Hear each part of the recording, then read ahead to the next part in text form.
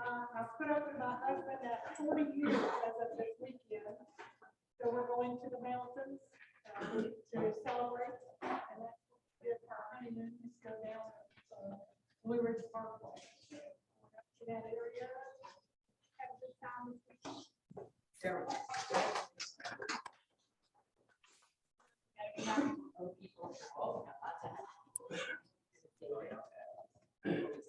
Well, I had a great weekend last weekend. We went to state for homecoming. I have a grandson that's a junior there. He invited us to come out and also parents weekend.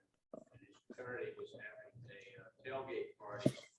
It started at 5:30 in the morning and went until the game time, which was like 2. It's been 60 years since I've been to a frat party. And quite a while since I've had breakfast, beer for breakfast. Still standing. Still standing, but Your eyes. we had a good time.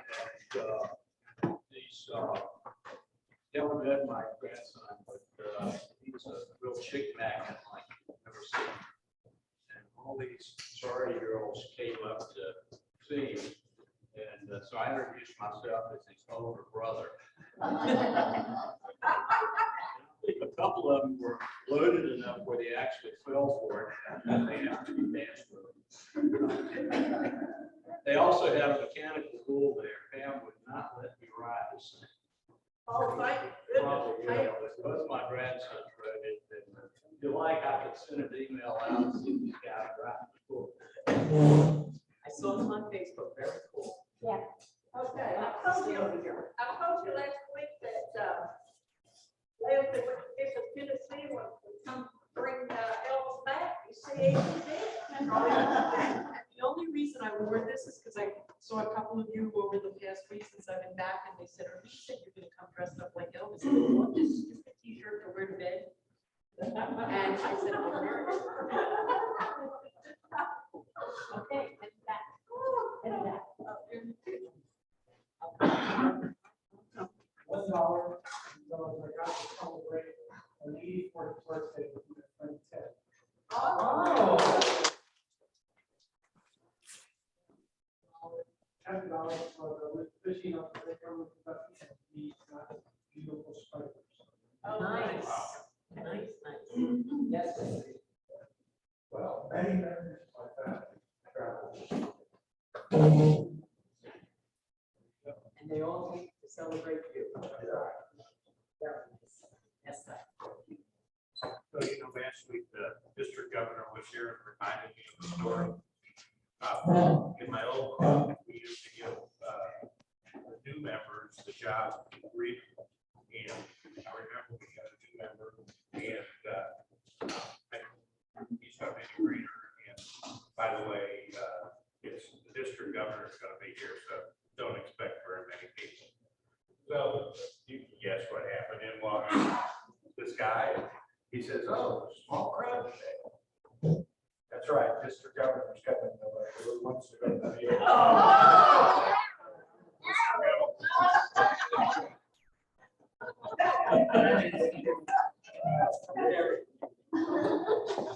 Mr. Pierce. I have $1 for myself. I'm glad to be back. I'm glad to be seen. Thank you for everybody that sent me emails saying, I'm glad you stayed home. If anybody doesn't know, I have Delta 19. So it was not fun. Was it rough? Was it really? Absolutely. Oh. I couldn't talk.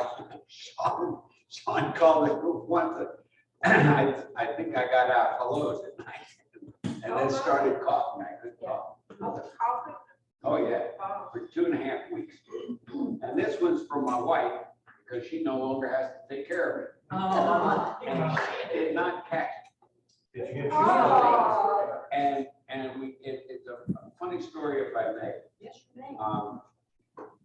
6 days before I got the shot, before I got the COVID, I had gotten a pain shot in the back for my back pain. That's a steroid. Steroids reduce your immune system. Oh. So I mentioned this to my endocrinologist, and Wilmington Health Endocrinology is starting to do a study on how many people correlate taking steroids and getting COVID-19 after they've had it. And nobody thinks about it, but it really does lower the immune system. So anyway, I'm here, I'm walking around, and thank you. And we're very happy with Yes.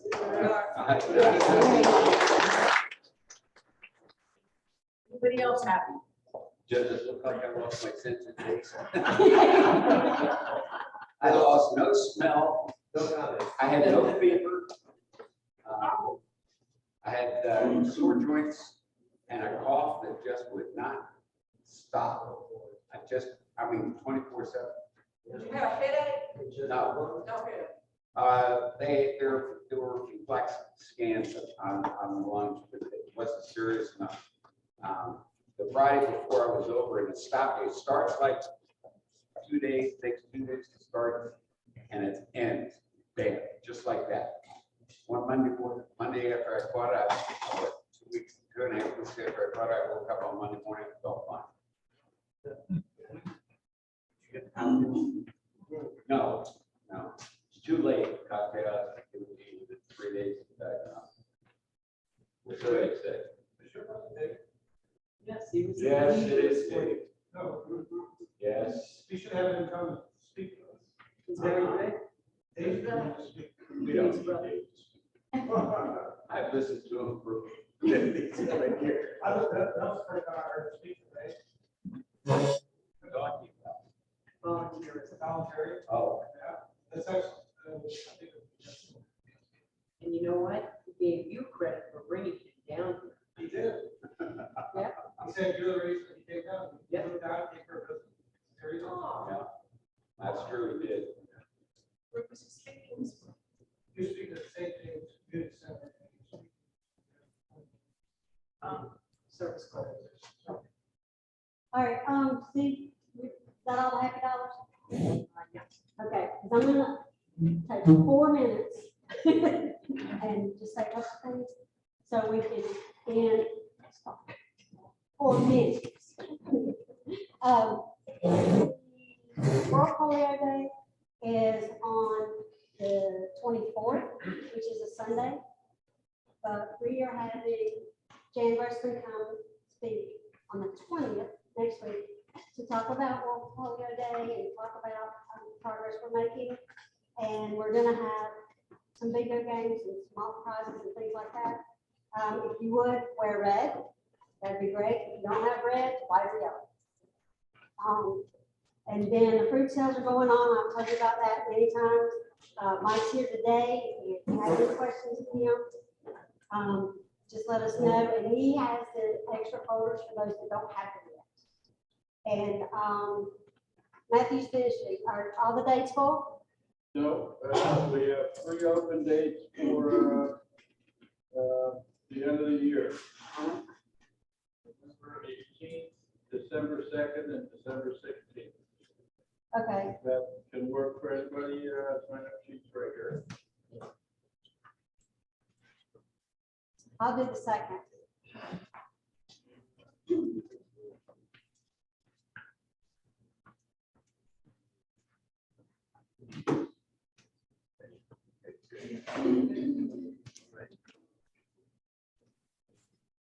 Okay, and just to let everybody know, Ricky is working on the police officer of the year awards. So we'll get that, once we hear from the police department, we'll get that scheduled. January 9th.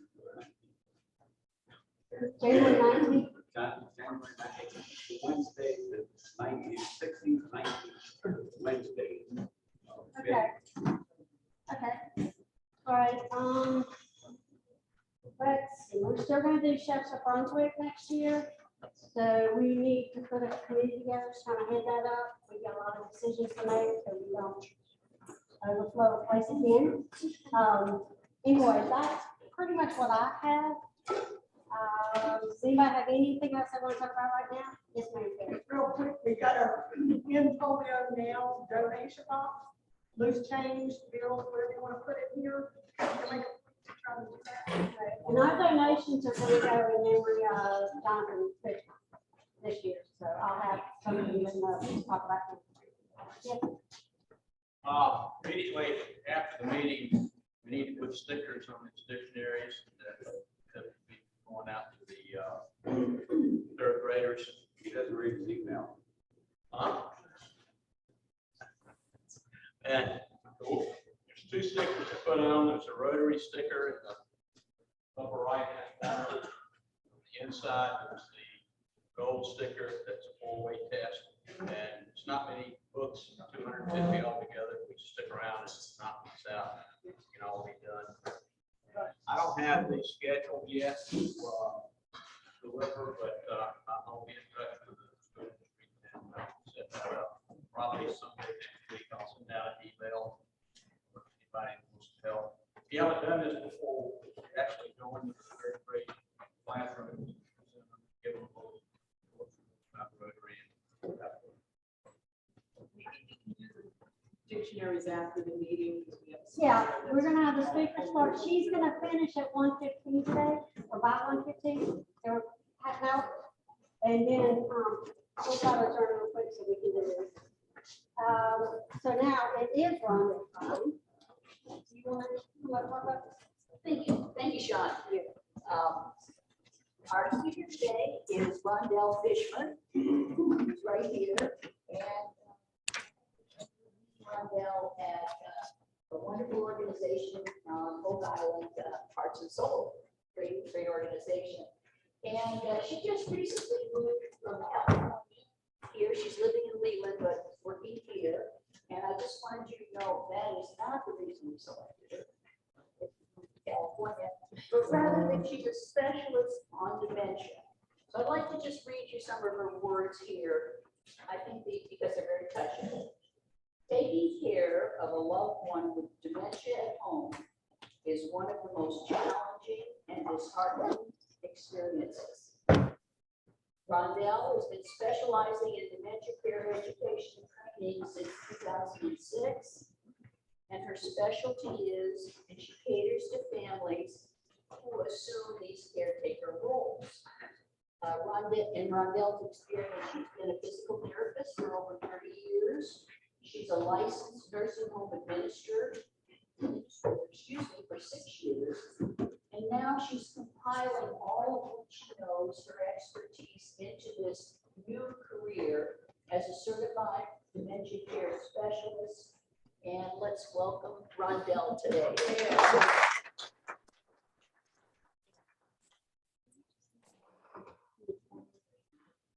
Yeah, for the mic. We got there on this.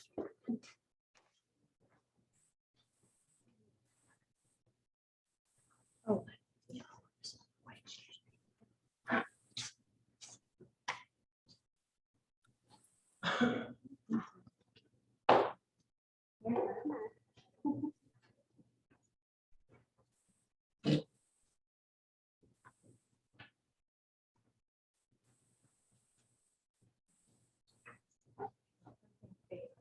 All right, Clay, can you see that? Can you All hear good. that? All good. Yep.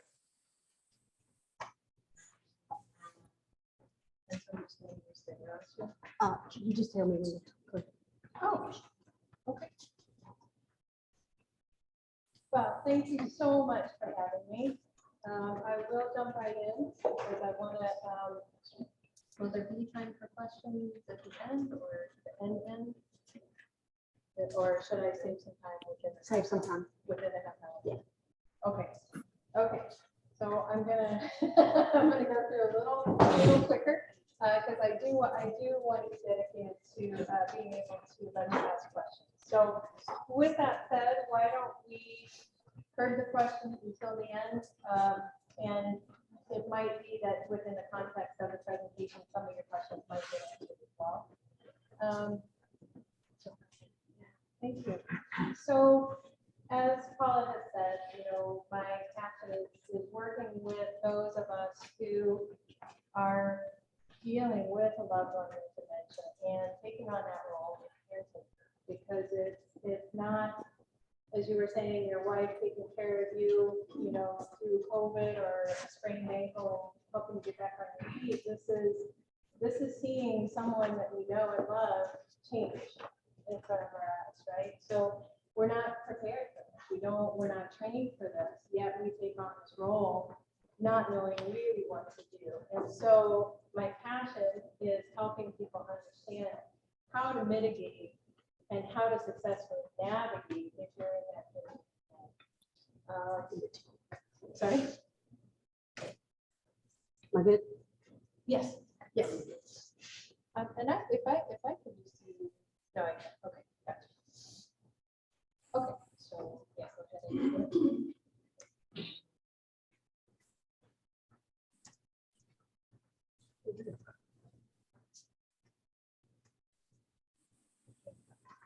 So if you leave here with nothing else today, these three principles are the most important, believe it or not, to be able to successfully navigate.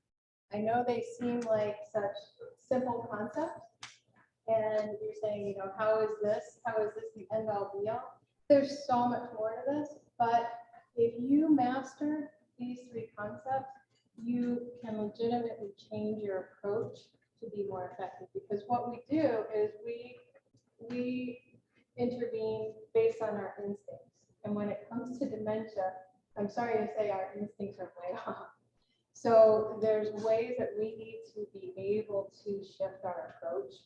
And these are the principles that if you can even just get a taste of today, will be helpful, you know, because a lot of us know somebody that's in this position, or and you may want to volunteer and help, but it's kind of a terrifying topic, and it's, you know, one of these things that's really intimidating.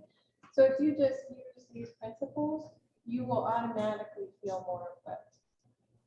So no, we're just so gain an understanding. Understand what is happening for them and why. Empathize, try to put yourself into their mindset or their situation. And tend to their psyche rather than their cognition. Rather than relating in rational context, tend to how they feel. Always go back to these three principles, but if nothing else, tend to how they feel in each moment. And we'll talk a little bit about why. But before we advance, what do we already know? So let's talk about understanding dementia. What do we already know about dementia? It's a disease process, right? Go ahead and do this. There is brain deterioration. So there is impact, there's legitimate impact on the brain, and it is progressive. Okay? So you need to go into this knowing what's coming and what's happening.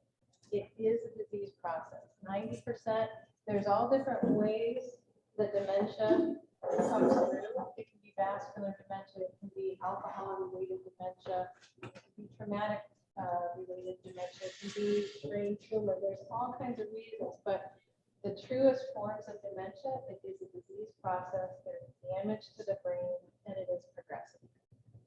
So why you need to understand that, and the piece that shifts the approach in understanding is not expecting new learning. And I say that because every one of us, wherever they are, if they every once in a while forget who I am, well, my instinct is to say, if I reiterate who I am 18 times a day, if I, you know, quiz him, if I say, okay, what's my name, who am I, do you recognize me? I think that if I give him enough input, then it's gonna help him remember better, right? So I'll get more times that he does remember versus less times that he doesn't. And that's not true. That's our need. That's our need to pull that out, right? So if you go into it thinking, I can maximize, and there's all kinds of ways that we can maximize capacity and capabilities where we are, but we need to shift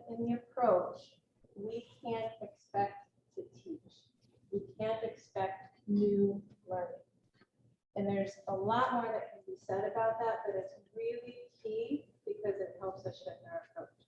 When I am saying, what's my name? Do you recognize me? Or they call me a different name. That's not me. I'm Rondell. I'm your wife. Do you recognize me? Who am I? What's my name, right? We're just bombarding. We're bombarding their system. We're not clarifying anything for them. We're bombarding their system, making them more confused in that moment. And I'm going to talk more about all of that. But for this principle and for the time here, don't expect me ready.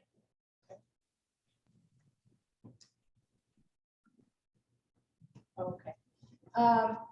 And we'll keep moving. So one of the things that people ask me a lot, in particular with when they're starting to see the beginnings of what they think might be dementia, whether within themselves or within their loved ones. So I just compiled a list of some warning signs here that if you see these kinds of things, it's probably more likely. It's not, I realize I'm forgetting my keys more often. I'm forgetting your name. You know, my name is particularly hard, so my name gets forgotten a lot. But it's not so much that kind of thing. If you're forgetting your keys, can you retrace your steps? If you can retrace your steps, this is just kind of a natural thing, and it's natural. We're in a big group. It's natural to forget my name. I'm gonna have forgotten your names. That's natural. But it's more difficulty in completing familiar tasks. So that can look like when you go to put the dishes away, you're not quite remembering where they belong. It could be writing checks, paying bills, having difficulty figuring that out. It can be if you're reading the newspaper and you usually do the jumble, having difficulty with that kind of thing. So having difficulty completing familiar tasks, confusion with time or place, new problems with words in speaking or writing, so word finding, difficulty understanding visual images. If someone is an avid TV watcher and you notice they're not watching TV as much anymore, okay? Like I said, losing the ability to retrace steps, withdrawal from work or social activities, changes in mood or behaviors, and these would be distinct changes, and covering behaviors. Do we know what covering behaviors are? That's if I know your name is Ron, but I call you Jack, and someone corrects me, my caretaker said, that's not Jack, that's Ron. A covering behavior, I might not have recognized that, but now that it's being presented to me, a covering behavior might be, well, I was just keeping you on your toes, making sure you're listening, right? So it's something that you come up with to cover when you start. So now we get into empathize. All right, so we can all, if we see our loved one or if we see somebody struggling, looking confused, getting frustrated, we can all naturally say, that poor thing, you know, he must be so confused, that must be so difficult, right? We have that compassion. That's sympathizing. We're feeling for that person. Empathizing is way harder when it comes to dementia because we don't know what's going on. We're assuming we do though, right? So this is why we really need to get that aspect of empathizing. So it's asking questions like, what might that feel like? When you observe, when you assess what's going on, and say, I really wonder what that might feel like if I were in that situation, demonstrating those behaviors. What must be going on? So you're trying to put yourself into that situation. And when you come up with something, asking a question, so how would I want to be treated? And you'll find when you can do that really successfully, your instinct of how you want to tend to that person versus once you've practiced empathizing and turning that around, how would I want to be treated? If you then offer to them how you would want to be treated, the approach is going to be very different. I'd like to do a really quick exercise exercise in this so that you really understand what I'm talking about with empathizing. Could I use you, Paula? Sure. So Paula's coming into this line. We may not be friends after this, so I'm sorry. Yeah. So what we're gonna do, we're gonna just create a situation that every one of us can empathize with. And that is, we're out of the store and someone approaches us. They clearly recognize us and know us from somewhere, but we can't for the life of us place where we know that person. I think we've all experienced that, right? So that's something we should all empathize with. So your job is to empathize with Paula. She's the person in the store. I'm the person that's gonna approach her. You don't know me, okay? You don't recognize me. So we have two options, right? We could say in that moment when someone approaches us, sorry, I don't recognize who you are. We tend not to want to do that, right? We want to tend to go to the other option, which is if I let this conversation play out a little bit, maybe it's going to spark some kind of recognition and I'm going to be able to play. So I'm going to play with this a little bit. It's going to feel awkward, but I'm going to try and figure out who this person is, right? So that's what you're going to do. Okay, so I'm going to approach you. You don't recognize me, but you're going to just sort of try and play it out. Okay, and you're going to empathize with her because we've all been in this situation. So, Paula, oh my gosh, it's so great to see you. You look wonderful. It's so nice to see you too. Was that good? That was good, right? So, how have you been? Been okay. How about yourself? I've been. Why have you been so good? Do you know who I am? I had a couple aspirin this morning. I'm not. Right? So you're feeling the awkwardness. What a little shit I am, right? So what if I said to you, do you know my name? I can't right now. Mom, it's me. I'm your daughter, Rondell. Don't you recognize me? Oh, Now you're empathizing. All right? Yeah. Okay, so very quickly, what did that feel like? it's I'm sorry. No, but Right on the I spot. it's I feel so bad. You know, Yeah. yes. Yes. What else did we feel? I felt, thank you so much. What else did we feel? Sadness. Yeah. If you think about it, in all of my experience in my career, family does this all the time. They come to the facility where they're loved, because that's where I've seen it more, or it's just, like I said before, every day. So Mom, do you recognize me? It's me. Do you recognize me? What's my name? Right? We do that. Why do we do that? We move up to Christ, right? But when we empathize and realize what that does to them, you can see how it changes our life. Are we going to probably do that again once we felt it? That's probably not, right? So thank you, Paula. Are we still friends? Okay. So that's what I mean about when we really can try and put ourselves in that, how it will shift our approach to that. So understanding, so if I understand, if this is my mother, and I understand she has dementia, I understand that she's trying her best to know who I am and being so sweet and polite about it, I'm going to just go along. I'm not going to challenge her. I'm not going to add anything to her, right? So the other thing to understand is when you are dealing with dementia, your anxiety is constantly up here. You may not show it, and people caring for you may not realize it, but if we have that understanding, their anxiety, because there's so much confusion that we don't even understand within moments. But it's up here. So one thing like that can simply be. And if I'm every day bombarding you with things, reality orientation, go ahead to the next one. I'm just that.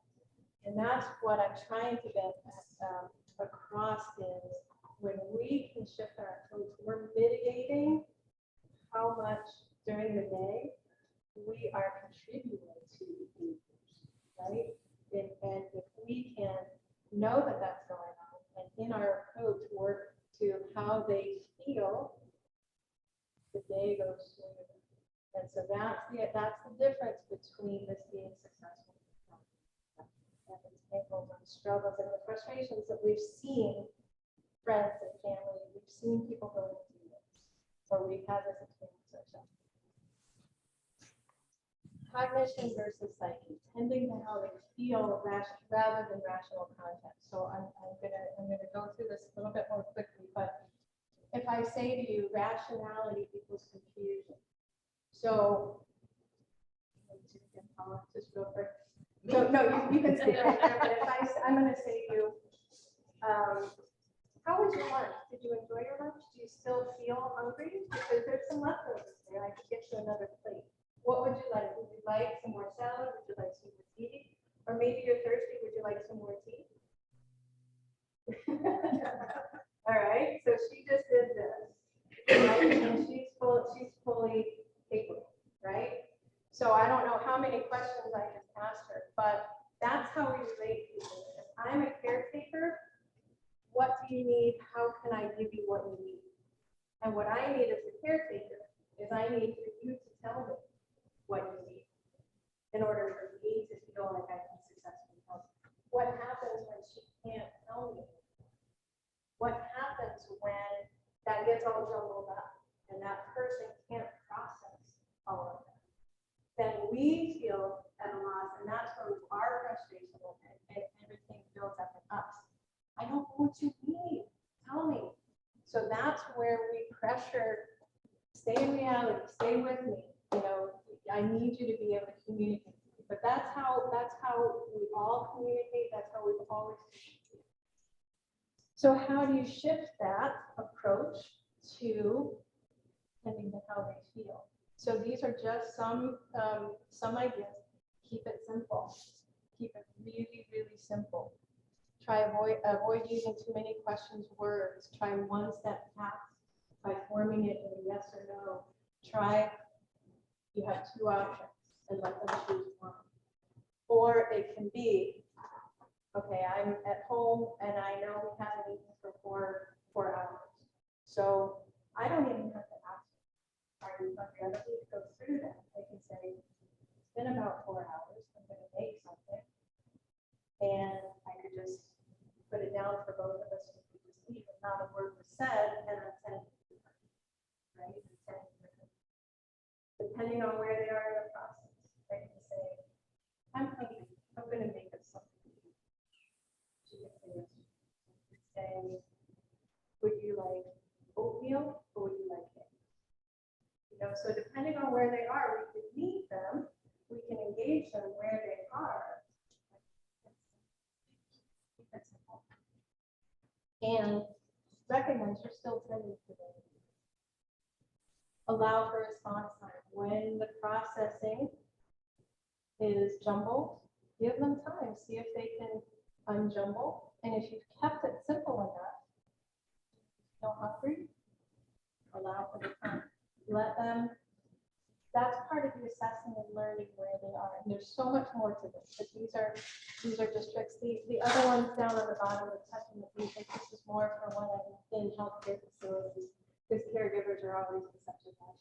And we're so far removed from remembering that if somebody's frustrated,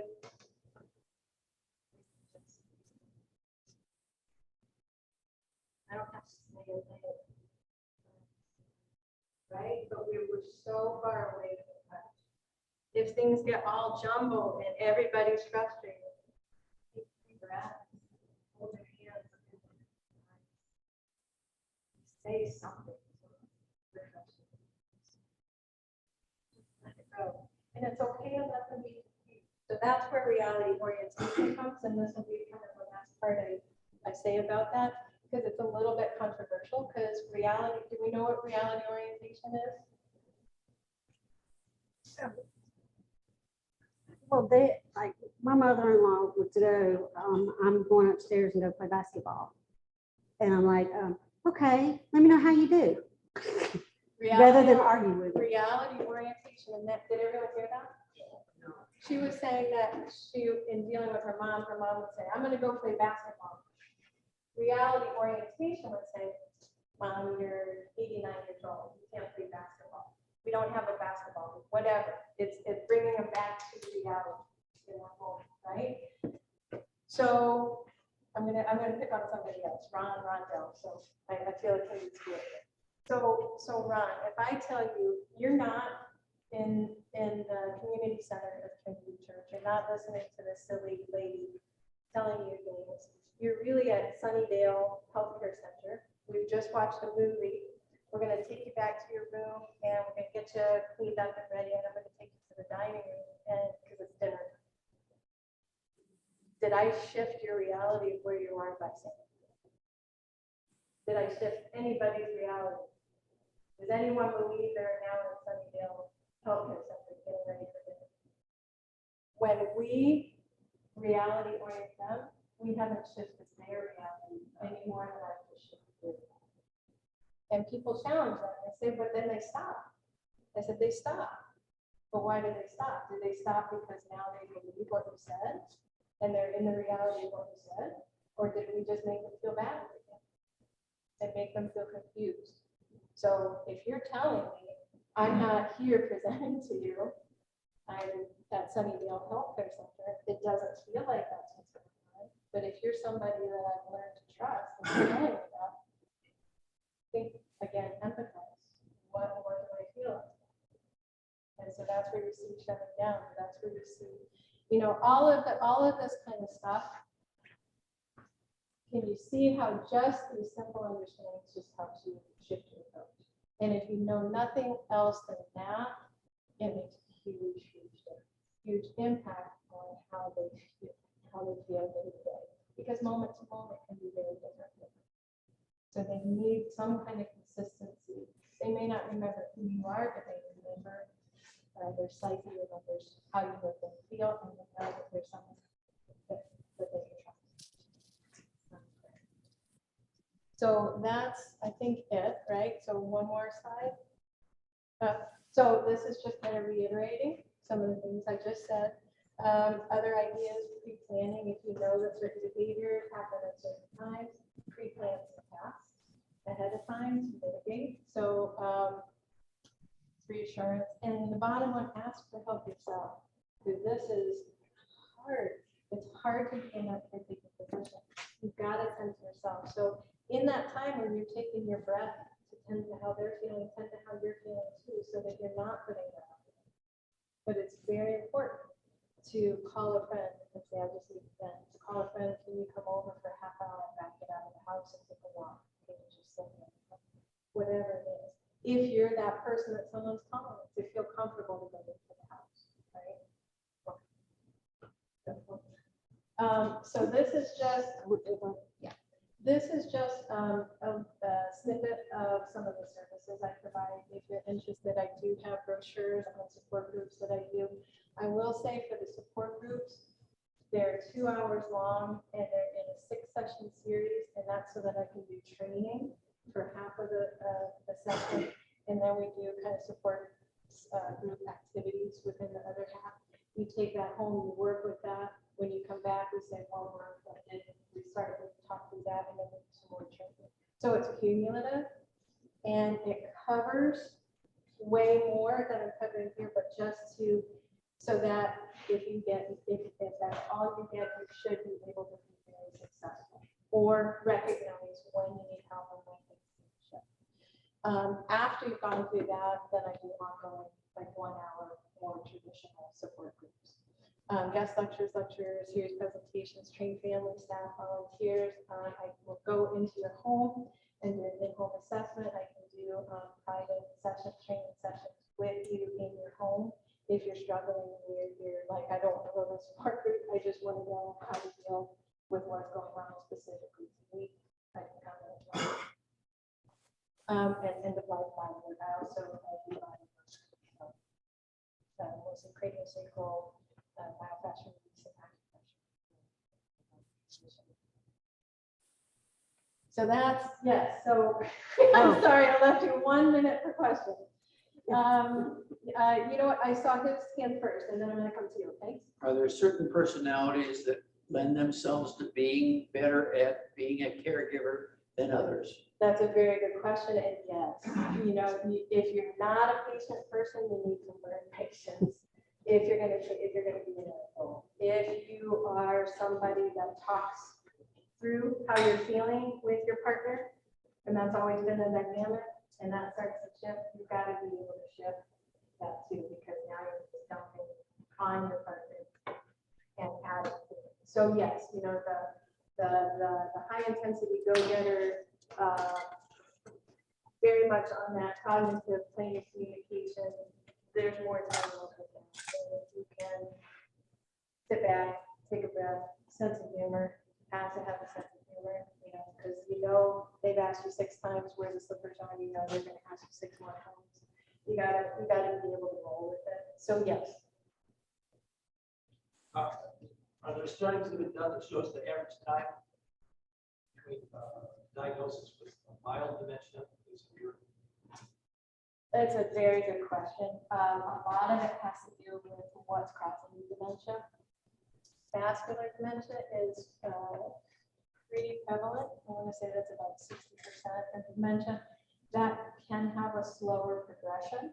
And there's a little bit more you can do within the waves of that to maximize where they are versus if it's a brain tumor. Brain tumors are pretty progressive.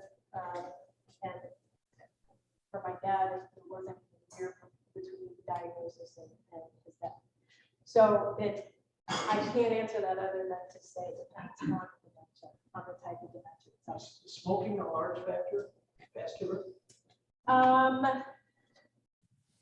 Different studies say different things. The latest I'm hearing is not as much as we think. Someone, yes. What about violence? How do you handle violence? That's the biggest part that scares us, isn't it? Is when they turn into this person that we don't recognize and they turn violent. I'll answer just really, you'll have a couple minutes left. Yeah. So for that one thing, we trigger a lot of that, and we don't realize we're triggering a lot. And that's why it's so important to understand how to navigate that. We can egg them and instigate and not know that we're doing it to bring them to the part where they're just lashing out to make us stop. So that's one big part of it. The other part of it is we know really bad words and we know that we're not supposed to say them. We store that in a different part of our brain and we put a filter on it. With dementia, with other certain areas of our brain deteriorating, that filter goes with it. So these things start pouring out. And someone that didn't have a racist bone in their body is now saying very racist things. Or someone that never said a swear word in their life is swearing left and right. That part of that is literally just because it's we all have it stored. So, you know, we know these words, whether we have the emotion behind them or not, we've just stored them because we've learned you don't say this, you don't say this, you don't say this.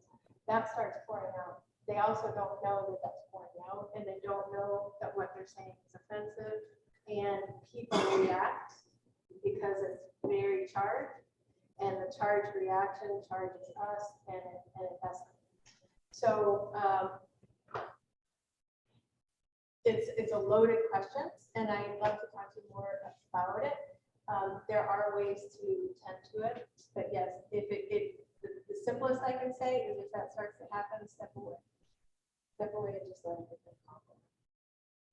And then come in fresh with a different approach. I have a funny story. Can I take just a minute?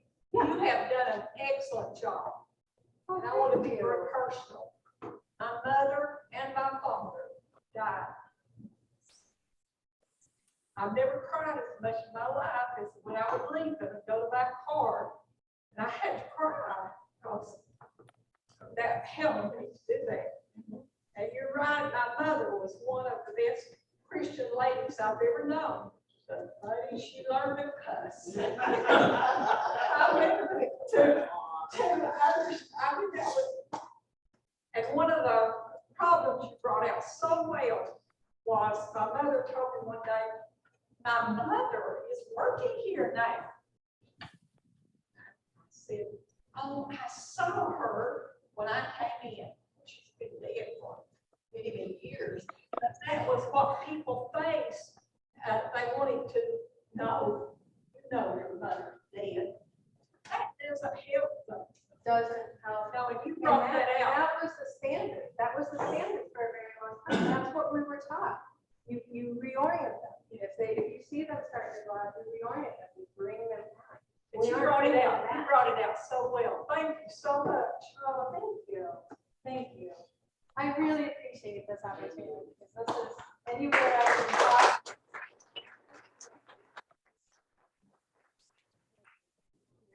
Okay, so I do have a funny dementia story. All right, I had, it was my mother-in-law, and her two boys would argue with, kept trying to bring her back to reality, and it just didn't happen, and they got frustrated, and she got frustrated, so Yes. it fell on me to communicate with her. Now, I had a teenage daughter in high school at the time. Well, I get this phone call, which you would think it would be about my daughter. My mother-in-law was caught making out with some guy at a home. So the family nominated me to tell her she can't do that anymore. Because, and oh my God, I thought, why me? But, you know, you expect that for your daughter in high school, but not your mother-in-law. But yeah, that was her way of. Yeah. And you know, yeah. So, and I have to get the grant, so, but thank you for sharing. Thank you for coming. We have one more job before you run out. Nope, That's to pick our 50/50 winner.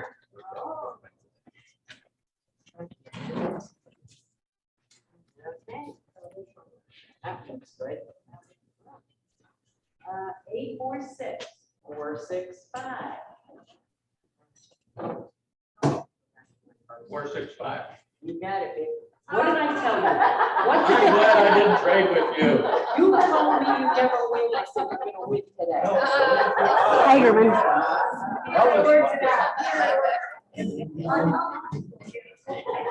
I told you.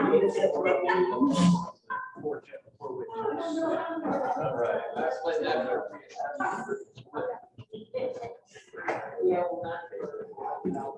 Oh, God. I'm sorry, Clay.